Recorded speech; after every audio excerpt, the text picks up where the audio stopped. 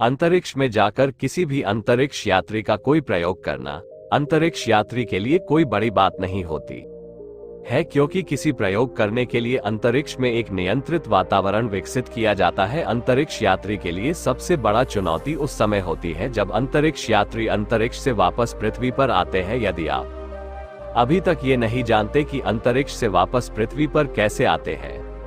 नमस्कार मित्रों, आपका एक बार फिर से स्वागत है एक नई वीडियो में। आप हमारे साथ बने रहे क्योंकि आज आप ये वीडियो देखकर जान जाएंगे कि अंतरिक्ष यात्री अंतरिक्ष से वापस पृथ्वी पर कैसे आते हैं और पृथ्वी से अंतरिक्ष में कैसे जाते हैं। ये जानने से पहले हमें ये जान लेना चाहिए कि अंतरिक्ष यात्री अंतरिक्ष में किस प्रकार जाते हैं। अंतरिक्ष यात्री जिस यान से अंतरिक्ष में जाते हैं उस यान को अंतरिक्ष यान या स्पेसक्राफ्ट कहते हैं।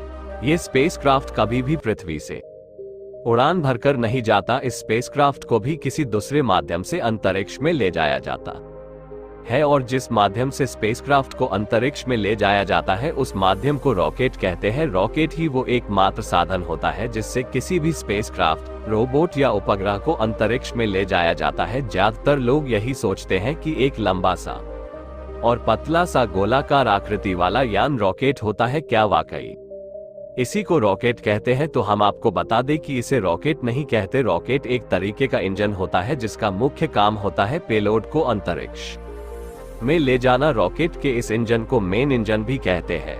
रॉकेट के बाहर की तरफ रॉकेट बूस्टर लगे हुए होते हैं जो रॉकेट में अतिरिक्त शक्ति उत्पन्न करते हैं, या कह सकते हैं कि इन बूस्टर रॉकेट की मदद से रॉकेट में अतिरिक्त दबाव पैदा किया जाता है और ये अतिरिक्त दबाव ही रॉकेट को पृथ्वी के गुरुत्वाकर्षण बल से बाहर ले जाने में मदद करता है। रॉकेट न्यूटन के गति के तीसरे नियम पर काम करता है। न्यूटन के गति के तीसरे नियम के अनुसार हर क्रिया की एक प्रतिक्रिया होती है। इसको एक उदाहरण से समझते हैं। जब कभी भी हम किसी गेंद को ऊपर से नीचे की तरफ धरती पर फेंकते हैं तो वो गेंद एक फोर्स के साथ ऊपर की तरफ उछलती है और जिस फोर्स के साथ ऊपर की तरफ उछलती है वो एक विपरीत फोर्स होता है। इस विपरीत फोर्स को रिएक्शन फोर्स कहते हैं। ये रिएक्शन फोर्स उस बल के बराबर होता है जिस बल के साथ उस गेंद को नीचे की तरफ फेंका गया था। जब रॉकेट के मुख्य इंजन को स्टार्ट किया जाता है तो रॉकेट में उपस्थित ईंधन जलने लगता है। इस ईंधन के जलने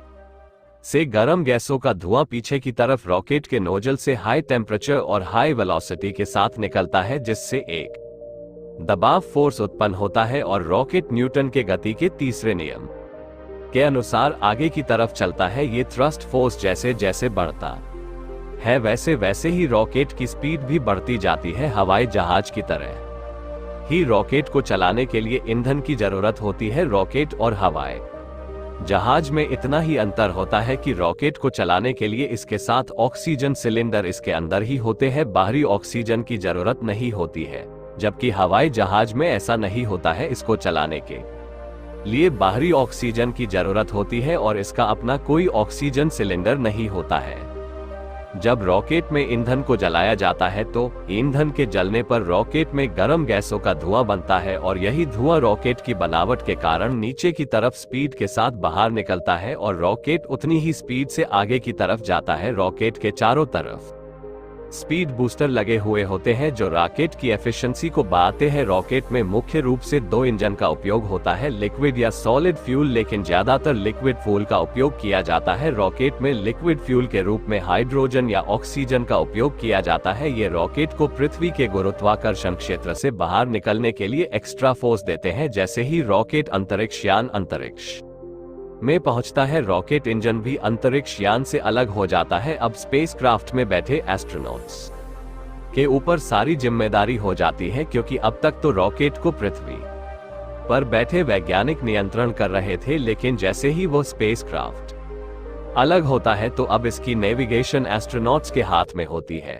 स्पेसक्राफ्ट को भी हवाई जहाज की तरह ही कंट्रोल किया जाता है। हवाई जहाज की तरह ही स्पेसक्राफ्ट में भी सारा कंट्रोल सिस्टम स्पेसक्राफ्ट के आगे की तरफ होता है। जब इन एस्ट्रोनॉट का अंतरिक्ष में मिशन पूरा हो जाता है तो वापस पृथ्वी पर आ जाते हैं। यदि आप सोचते हैं कि जैसे अंतरिक्ष यात्री पृथ्वी से अंतरिक्ष पर जाते हैं वैसे ही अंतरिक्ष से वापस पृथ्वी पर भी आ जाते हैं, लेकिन हम आपको बता दें कि जब अंतरिक्ष यात्री अंतरिक्ष में जाते हैं तो वो रॉकेट से पृथ्वी के ग्रेविटेशन फोर्स से बाहर निकलते हैं और अंतरिक्ष में जाकर ये रॉकेट स्पेसक्राफ्ट से अलग हो जाता है और वापस पृथ्वी पर ही गिर जाता है, लेकिन वापस आते समय एस्ट्रोनॉट्स के पास कोई रॉकेट नहीं होता। स्पेस में जाना उतना मुश्किल नहीं होता जितना वापस पृथ्वी पर आना होता है, क्योंकि उस समय स्पेसक्राफ्ट की स्पीड लगभग 17,500 माइल और की होती है। पृथ्वी पर वापस आने के लिए अंतरिक्ष यान धीरे धीरे पृथ्वी के चारों तरफ चक्कर लगाते हैं। पृथ्वी के वातावरण में प्रवेश करते समय स्पेसक्राफ्ट को तेज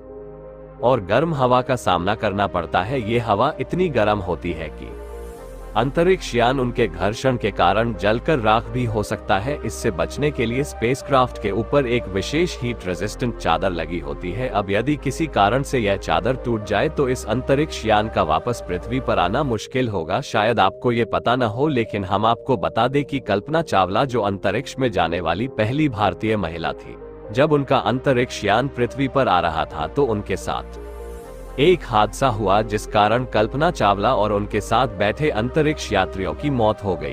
वैसे तो नासा ये कभी भी नहीं बताता कि किस कारण से उस दिन अंतरिक्ष यान में बैठे अंतरिक्ष यात्री की मौत हुई, लेकिन एक रिपोर्ट के मुताबिक कल्पना चावला की मौत का मुख्य कारण उनके अंतरिक्ष यान के इंजन में खराबी आना था, जिस कारण उनके यान में एक होल हो चुका था। और ये होल उस समय हुआ था जब वो पृथ्वी से अंतरिक्ष में जा रही थी, और नासा को भी ये सब तभी मालूम हो चुका था। लेकिन ये सब नासा ने किसी भी अंतरिक्ष यात्री को नहीं बताया, क्योंकि नासा यदि ये सब बता देता तो कोई भी अंतरिक्ष यात्री अपना काम सही से नहीं कर पाता और नासा का ये मिशन कंप्लीट नहीं हो पाता। जब यह अंतरिक्ष यान पृथ्वी की सतह के नजदीक आ जाता है तो ये सतह के पैरेलल हो जाता है और फिर बिल्कुल हवाई जहाज की तरह ही अंतरिक्ष यान की लैंडिंग करा ली जाती है। लेकिन अंतरिक्ष यान की लैंडिंग इतनी भी आसान नहीं होती है, क्योंकि लैंडिंग के समय स्पेसक्राफ्ट की स्पीड बहुत तेज होती है। इस कारण लैंडिंग के समय इसमें पीछे की तरफ एक पैराशूट खोल दिया जाता है। स्पेसक्राफ्ट की लैंडिंग रनवे पर की जाती है।